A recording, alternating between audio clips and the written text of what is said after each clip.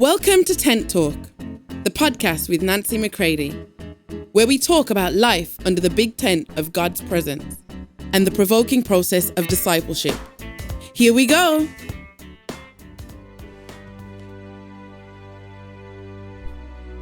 Chapter 10, The Mountain of Me. Is the Father enough? Many gasp in alarm when they see me, but you take me in stride. Psalm 71:7, the Message Bible. As I grip the armrest with both hands, knuckles white, teeth clenched, and body rigid, I contemplated whether this would be the last day of my salvation, or maybe I would just invent another version of it to calm my conscience. I had flatlined in my soul and hovered on the brink of divorce, destruction, and depravity. I was fully cognizant that there were plenty of people to reassure me I had finally seen the light if I chose to walk away. With tears streaming down my face, I saw the choice before me, the oldest choice in the world, me or God. With tears and snot flinging off my lips as I spoke out loud to him, I confessed, I know you are supposed to be enough, but in this moment, you are not. I feel nothing. I am painfully and agonizingly aware that there is nothing. I have nothing for you, for when, for anyone. There aren't enough candles to light or soft music to play. It is all dead. Nothing can be resurrected. There was nothing fresh about it. It was stale and hard to the touch. God wasn't cutting me any slack. Again, he whispered to me, you can leave me, but you won't leave me deceived. And he turned the lights on really bright. I saw a hand waving a large bell. The bell was stuffed full of tissues. The longer I watched, the more forcefully the hand swung the bell from side to side. The more violent the swing became, the more the tissues dislodged and flew out from inside the bell. It looked like miniature parachutes falling from the sky. And God said to me, Nancy, that bell is you, and I am shaking you violently. Everything you ever used to stuff your life with is flying out of you. All your attempts at pain management, be it sin or ministry, are all failing you.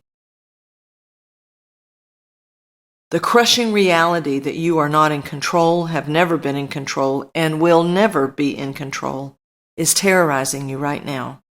And what are you hearing, Nancy? Somewhat mesmerized by what I was witnessing, I said, the clapper inside the bell is ringing louder and louder, more and more. It's almost deafening.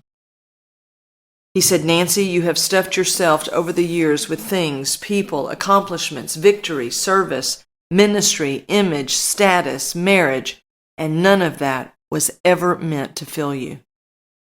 Your needs are so unmet, and you are growing more aware of them by the day. You see the lengths you're willing to go to, and you are ashamed at one moment, but in full-bore lust the next. You are seriously contemplating walking calmly away from me and your life in me. And you can do that. I will not stop you. I will not convince you to stay. But if you stay or leave, you have this reality to contend with forever. While you feel excruciatingly dry, dead, empty, and restless so deep in your soul, look again at what is true of you in your spirit. And as I did, the hand plunged the clanging bell powerfully into the most beautiful, radiant, pure water I had ever seen. The bell was still going from side to side. I intuitively knew this was because the need had not left, but now the bell was filled and flooded with pure water. He said to me, that is my love for you, in you. You are saturated in my love, yet you have been drinking from the filthiest of fountains, self-indulgent love.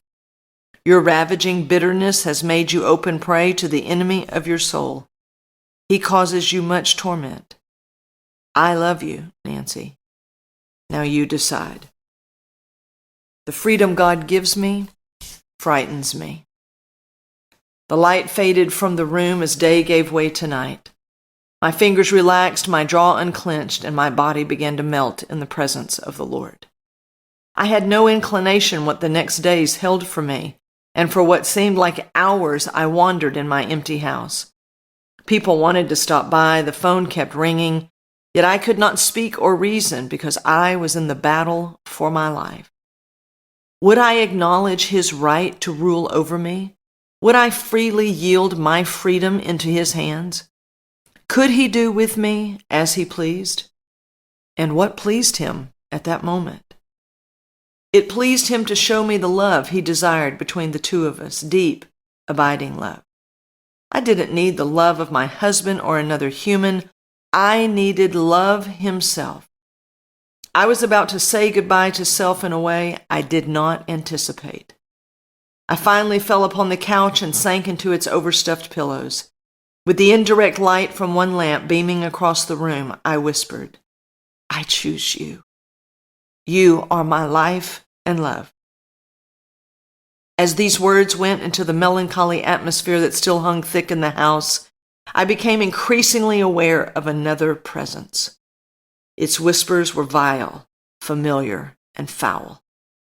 In a flash, I saw into the spirit realm and knew the childhood demon of my life was present. This demon upon my uncrucified flesh had me so disoriented I had lost my direction. Confusion about my core identity had overtaken me. The holy anger that rose in me was startling but sure-footed. I was being shown a truth, a reality that would forever transform me, curing me of confusion of identity, source, purpose, and love. In great fervor, I took off my shoe and flung it across the room. And upon that shoe rode the words, "It's you. You have ridden me all my life. You came to me as a child and rode my back into desperation, and as a teenager to rebellion. And tonight you want to drive me to complete and total craziness." At this moment, it was forever made clear to me that the demon that tortured me in the night as a child was the same one I had almost embraced and kissed on the lips as a lifestyle as an adult. Not another demon from among the pack, but the exact same one that rode my dad was now trying to remain embedded in me. It wanted to cause me to fall away permanently into deception and the delusive glamour of sin. This demon had morphed over the years from a torturous foe to a rebellious teenager seeking out promiscuous sex, to a fully whoring life as a college co-ed, and on to a young schoolteacher and open drunk. Once I was saved, it hunkered down, avoiding the cross as it cloaked itself in the zeal of conversion and the selfish ambition of ministry. When those around me, husband, boss, pastor, did not appreciate my efforts, when the pain that was being freshly inflicted roared within me with searing intensity, it triggered what had been stored away years ago, rotting pain that every fresh injury stirred up like rancid oil. It was so foul, but my thoughts focused on others on the habitual trail of bitter victimhood I had walked many times. But this night, the blazing mercy of God, speaking bold truth to me, was saving my life in real time. His piercing, unflinching truth was like runway lights bringing exposure to the landing strip that old and current bitterness was giving to this familiar demonic spirit. I screamed with all my might, "You will not have me. You've tried to drive me crazy all my life. Leave me and never come back. I freely choose God, and whether I live or die, if He uses me or He doesn't use me, I am His. Flood me, Jesus, Father, and Holy Spirit, and possess all my days for yourself." It was a gripping realization that God was not enough for my flesh and soul. As my man whisperer brought me closer and closer to the truth, it was not excitement that grew, but the imminent feelings of death to self. Here I was surrounded by an elite class of failures, Peter and Paul, who knew what it was to come to the end of their view of who God was and what He was all about. It was here that I realized every true saint and son was brought this way, the way of the cross. In very experiential terms, I was watching God show me again at fresh levels what had been working in me: self. I thought it was me and fought it the best I knew how. With the self-amnesia once again exposed, it was dawning on me that something was working in me that was not of me. Its power to overtake the sincere, confident disciple and the religious fool was staggering. Like Peter, I could swear my allegiance in one breath and deny him in the next. Peter was my encouragement because he is proof you can have a revelation of who Jesus Christ is, but not have a revelation of self in its full capacity to deny him. The man whisperer spoke words from Jeremiah to me. For the Lord has ransomed Jacob and has redeemed him from the hand of him who was stronger than he. Jeremiah 31:11. He continued showing me what was necessary for my personal place of quiet and safety and for the future of my destiny in him and for him. If you return and give up this mistaken tone of distrust and despair, then I will give you again a settled place of quiet and safety, and you will be my minister. And if you separate the precious from the vile, cleansing your own heart from unworthy and unwarranted suspicions concerning God's faithfulness, you shall be my mouthpiece. Jeremiah 15:19. There was much sifting, shaking, and violent tearing that was necessary to separate the precious spirit from the vile flesh and self. I was learning again, as Holy Spirit led me through my deep, personal, experiential way, that there was something in me that was not of me. As sure as a splinter in my finger doesn't make me a tree, this presence of sin and self was in me but not of me. The innate fury of self toward the Father is staggering once brought to the surface. Here I found my anger was not just emotional but generational, passed from the loins of Adam in the garden to me.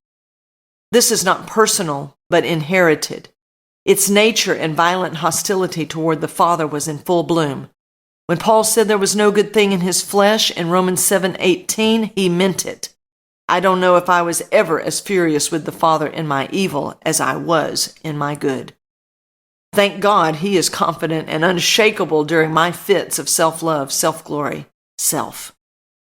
Though the mingling of perverse reasonings and others' decisions block out his goodness for periods of time, and I am convinced he is against me and not for me, that he is distant, not close, he is cruel, not kind, he is indifferent, not engaged, I am always brought back to the truth. The sequestered truth is that he is working on my behalf. There is no greater servant than God himself. He serves his, not my, desires and plan for me. The dream he is bringing to pass is his, not the one I dreamed on my bed of abuse. When I was not seeking him, he sent his Son. When I resisted him, he remained steadfast and loyal. His loyalty is unexplainable. When the scales finally fell from my eyes, I cried along with all my brothers in ages past. My God, what have I done? How could I have been so blind?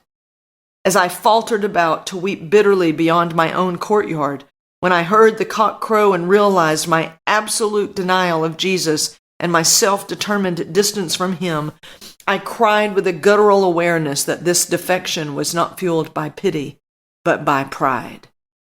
In all things he was bringing me back to himself, for he was the mark I had missed in my sin. It wasn't just that I had failed to behave. I had failed to depend. At the cross, where I first saw the light, and the burden of my heart rolled away. It was there by faith. I received my sight. Now I am trusting all the way.